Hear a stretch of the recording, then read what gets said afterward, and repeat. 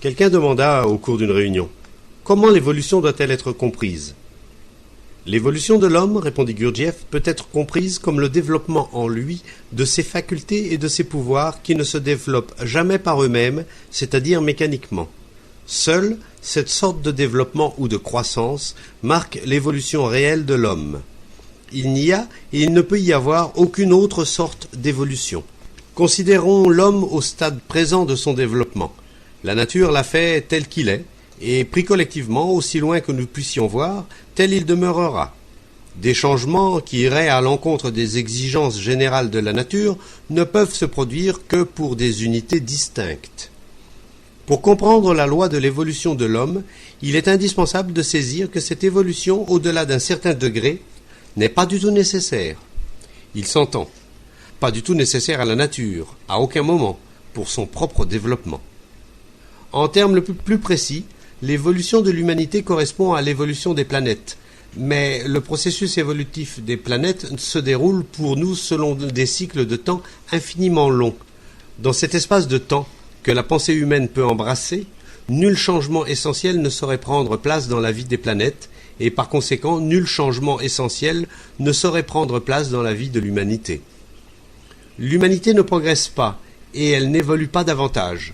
Ce qui nous semble être progrès ou évolution est une modification partielle qui peut être immédiatement contrebalancée par une modification correspondante dans la direction opposée.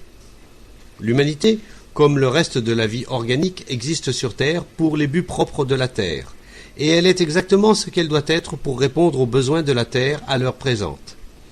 Seule une pensée aussi théorique et aussi éloignée des faits que la pensée européenne moderne pouvait concevoir la possibilité d'une évolution de l'homme indépendamment de la nature ambiante, ou regarder l'évolution de l'homme comme une graduelle conquête de la nature. C'est complètement impossible. Qu'il vive, meure, évolue ou dégénère, l'homme sert également les fins de la nature, ou plutôt la nature se sert également, bien que pour des motifs différents peut-être, soit des résultats de l'évolution, soit des résultats de la dégénérescence. L'humanité, considérée comme un tout, ne peut jamais échapper à la nature puisque, même dans sa lutte contre la nature, l'homme agit en conformité avec ses fins. L'évolution de grandes masses humaines est opposée aux fins de la nature. L'évolution d'un petit pourcentage d'hommes peut s'accorder avec les fins de la nature. L'homme contient en lui-même la possibilité de son évolution. Mais l'évolution de l'humanité dans son ensemble, c'est-à-dire le développement de cette possibilité chez tous les hommes, ou chez la plupart d'entre eux seulement, ou chez un grand nombre, n'est pas nécessaire au dessein de la nature ou du monde planétaire en général, et cela pourrait en fait lui être préjudiciable ou même fatal. Il y a par conséquent des forces spéciales d'un caractère planétaire qui s'opposent à l'évolution des grandes masses humaines et qui les maintiennent au niveau où elles doivent rester. Par exemple, l'évolution de l'humanité au-delà d'un certain degré, ou plus exactement au-delà d'un certain pourcentage, serait fatale à la Lune. La Lune se nourrit actuellement de la vie organique. Elle se nourrit de l'humanité. L'humanité est une partie de la vie organique. Cela signifie que l'humanité est une nourriture pour la Lune. Si tous les hommes devenaient trop intelligents, ils ne voudraient plus être mangés par la Lune.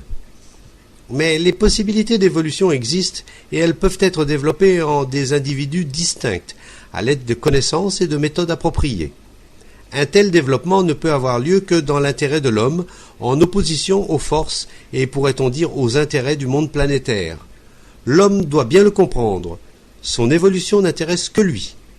Personne d'autre n'y est intéressé, et il ne doit compter sur l'aide de personne, car personne n'est obligé de l'aider, et personne n'en a l'intention. Au contraire, les forces qui s'opposent à l'évolution des grandes masses humaines s'opposent aussi à l'évolution de chaque homme. C'est à chacun de les déjouer. Mais si un homme peut les déjouer, l'humanité ne le peut pas. Vous comprendrez plus tard que tous ces obstacles sont très utiles. S'ils n'existaient pas, il faudrait les créer intentionnellement parce que ce n'est qu'en triomphant des obstacles qu'un homme peut développer en lui les qualités dont il a besoin.